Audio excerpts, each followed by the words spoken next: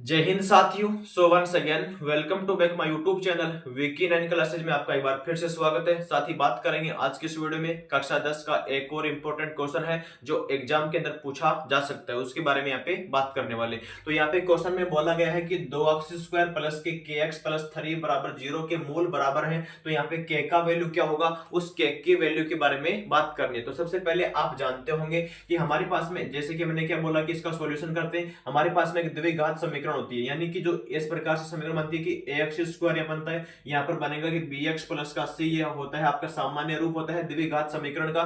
तो ये बन गया ax स्क्वायर प्लस का bx प्लस का c बराबर 0 आ रहा है। तो अगर क्या बोला गया इसके मूल बराबर होते हैं तो k का वैल्यू, जब इसका जो मूल बराबर होता है तो आपको करना क्या होता है, यानी d बराबर यहाँ पे 0 करना होता है, यानी d का वैल्यू बनता है कि b स्क्वायर माइनस का 4ac, और ये किसके बराबर होगा, 0 के इक्वल हो जाएगा। तो यहाँ पे आप इसकी तुलना कर सकते हैं कि a के स्थान पे यहाँ पे 2 लिखा हुआ, तो यहाँ पे बना दो कि a का वैल्यू आपके सामने 2 बन जाएगा। यहाँ पर देखो b का वैल्यू यहाँ पर k लिखा हुआ, तो b बराबर यहाँ पे k बना दो। यहाँ पे देखो कि c का वैल्यू यहाँ पर क्या लिखा हुआ, 3 आ जाएगा, तो यहाँ पर बन गया c का वैल्यू 3 बन गया। अब इसके अंदर वैल्यू पुट कर दो तो यहाँ पे क्या मिल जाएगा आपको, यानी b का वैल्यू यहाँ पर क्या आ रहा है, पहले देखो कि यहाँ पे k स्क्वायर बन गया, तो यहाँ पर आएगा कि k स्क्वायर बन जाएगा, यहाँ पे माइनस का लगा दो, यहाँ पे 4 आएगा। a का वैल्यू देखो यहाँ पे 2 बन गया तो 2 लगा दो, यहाँ पे c का वैल्यू देखो 3 आ रहा तो वो 3 लिख दो, और बराबर में क्या बन जाएगा, 0 बन गया। क्योंकि इसके मूल बराबर है तो उसके लिए कंडीशन लगा दी है, तो यहाँ पर क्या बनेगा कि k स्क्वायर बन जाएगा। अब इसको मल्टीप्लाई कर लो कि 4 दूनी क्या हो जाएगा, 8 हो जाएगा, और 8 तीन तो 24 हो जाएगा, यानी इसको गुणा करेंगे तो क्या आएगा, यहाँ पे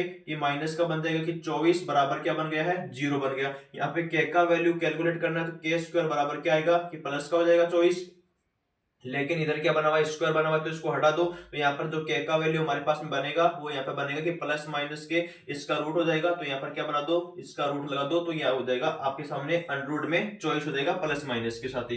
तो इस प्रकार से आपके सामने क्वेश्चन था, द्विघात समीकरण का था, और उसका वैल्यू आप लोग इस प्रकार से साथ ही निकाल सकते हो। उम्मीद करता हूं आपको समझ में आया होगा। इसी प्रकार से कंसेप्ट के लिए वीडियो को लाइक कर दे और चैनल को फॉलो जरूर कर ले। Thank you so much, love you all, जय।